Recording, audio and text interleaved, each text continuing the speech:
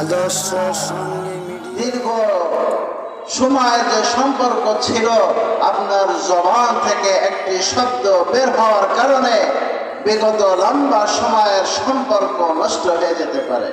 এজন্য জনক কবি বলেছেন, জারাহাতুস সিনানি লাহাল তিয়ান ওয়ালা ইয়ালতামু মা জারাহাল লিসান। মানুষ অনেক সময় অস্ত্র দিয়ে আঘাত করে, যে আঘাতের মাধ্যমে শরীরে অনেক জায়গা ক্ষত হয়ে যায়, কেটে যায়। এটা ট্রিটমেন্ট নিলে, চিকিৎসা নিলে একসময় সুস্থ হয়ে যায়, কিন্তু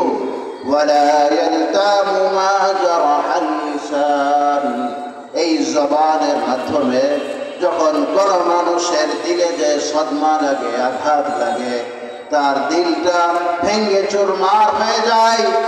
ওই যে দিল ভেঙে গিয়েছে, সম্পর্ক নষ্ট হয়ে গিয়েছে, সারা জীবনের জন্য আর ওই সম্পর্ক যুক্ত হয় না। মুহতারাম হাজিরিন, জবানের মধ্যে এত পাওয়ার আছে, এই জন্য এই জবানকে বলা হয়, জবান সাপের মতো, জবানে বিষ আছে। সাপ যেমন মানুষকে দংশন করে, এই জবানের মাধ্যমে মানুষকে দংশন করা হয়। আপনার একটি কথা বিষের মতো প্রতিক্রিয়া করবে। এজন্য এই জবানকে হেফাজত করতে হবে। জবানের মাধ্যমে কাউকে কটু কথা বলা, আঘাত দিয়ে কথা বলা, যেই কথা বলার কারণে তার দিলে আঘাত লাগে, কষ্ট লাগে, এই জবান দিয়ে সেই কথা বের করা যাবে না। এই জবানের মাধ্যমে আমরা গীবত, শিকায়াত, একজনকে তিরস্কার, ভর্ৎসনা, সব কিছু আমরা এই জবানের মাধ্যমে করি কিনা বলেন ভাই? আমাদের এই জবানের মাধ্যমে হয় কিনা? এই জন্য আমরা যদি একটু খেয়াল করে দেখি, জবানের মাধ্যমে মানুষকে অনেক বেশি কষ্ট দেওয়া হয়। 2 নম্বর আরেকটি অঙ্গ যেটা রাসূল হাদিসের মধ্যে বলছেন, সেটা হলো হাত। এই হাতের মাধ্যমেও মানুষকে অনেক বেশি আঘাত দেয়, কষ্ট দেয়। সরাসরি হাতের মাধ্যমে আঘাত আমরা জানি, স্বাভাবিকভাবে চর, থাপ্পড়, আরো জোরে হইলে কিল, ঘুষি, হাতে অস্ত্র উঠিয়ে নিয়ে আঘাত করা, জীবন নাশ করা, এগুলো সরাসরি হাতের মাধ্যমে আরেকজন ভাইকে আঘাত করা, কষ্ট দেওয়া।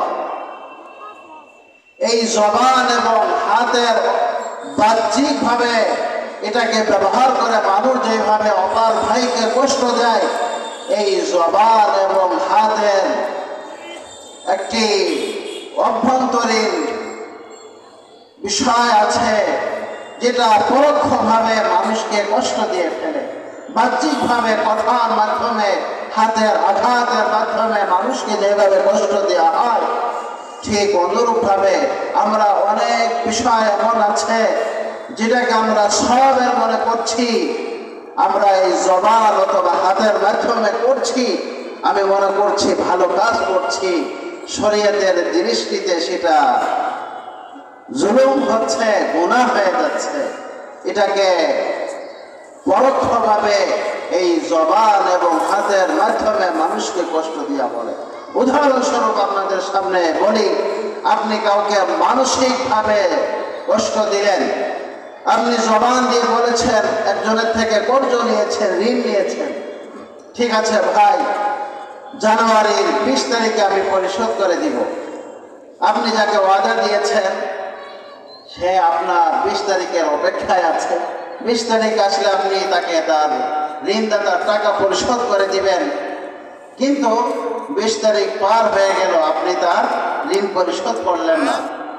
এই যে ঋণ পরিশোধ করলেন না, তাকে কিছু বললেন না, সে কি মানসিক চাপের মধ্যে আছে কি নাই বলেন? সে মানসিকভাবে চাপের মধ্যে আছে, টেনশনে আছে। কি ব্যাপার? সে তো আমাকে ওয়াদা দিয়েছে, জবান দিয়েছে, সে আমাকে টাকাও দিল না, আবার আমাকে কিছু বললো না।